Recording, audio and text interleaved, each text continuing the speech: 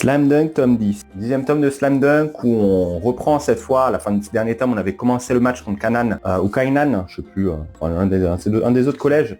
Et là, on va reprendre aussi encore un peu, on va reprendre le match en se concentrant surtout sur la première période, j'ai l'impression. Je crois pas qu'on ait vraiment le coup de sifflet, mais vu les points, je pense que la période a bien avancé. On va voir un match franchement fort en intensité avec de bons rebondissements. On va voir vraiment Sakuragi essayer de se surpasser de nouveau, essayer de faire face à des adversaires plus intelligents et plus forts. Est-ce que j'ai retrouvé la page là que je voulais un peu montrer? Mais genre l'équipe Kanan, l'équipe d'adversaire, et c'est voilà, là j'ai retrouvé une page sympa.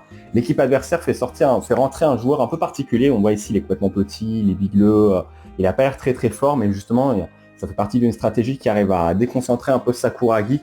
Et du coup, c'est pas forcément quoi faire face à un adversaire qui ne dépasse pas forcément ses positions. Donc on voit un peu son côté débutant et le fait qu'il fasse encore des erreurs, que si on ne pousse pas dans ses retranchements, il n'arrive pas forcément à bien gérer au basket ou à bien faire des bonnes passes ou des bonnes actions. Franchement, c'est plutôt intéressant. Ça change vraiment que des matchs de basket, que ce qu'on a. Ça reste du basket, mais ça change des trucs un peu basiques qu'on avait où vraiment, ok, on essaie de passer la balle, lui il est fort parce qu'il est rapide ou parce qu'il fait de longs sauts. Là, c'est vraiment un truc complètement différent et franchement, j'ai bien apprécié voir un peu ça. Le match, ouais, comme dit, vraiment fort en intensité, en rebondissement. Genre Sakuragi, plusieurs fois, il essaie de mettre des paniers, mais les adversaires, on voit qu'ils disent ok, en fait, lui-même, même s'il n'est pas forcément, il fait pas du basket depuis longtemps, il faut quand même pas forcément sous-estimer. Donc, faut essayer de faire gaffe et essayer de le maintenir un petit peu à l'écart dans tout ça. Va y avoir, ouais, je sais pas forcément. Même les personnages adversaires, en vrai, sont limite très attachants. On a envie de les connaître un peu plus. On a des rivalités se faire un peu entre les équipes.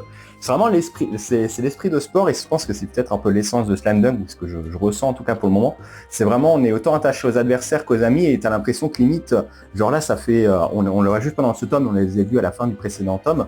Mais genre, t'as l'impression de les connaître depuis je sais pas combien de temps, tu les vois faire des petites rivalités, tu te lances des petites piques de temps en temps et je sais pas, quasiment se surpasser aussi. Donc t'as l'impression que c'est des personnages récurrents que tu connais déjà, que tu apprécies déjà, alors qu'en vrai, on vient juste de les rencontrer durant 180, 200 pages quasiment. Donc tu t'attaches assez facilement à eux et ouais, c'est clairement, je pense, l'aspect de sport et esprit sportif que l'auteur essaye de retranscrire un peu dans ce manga.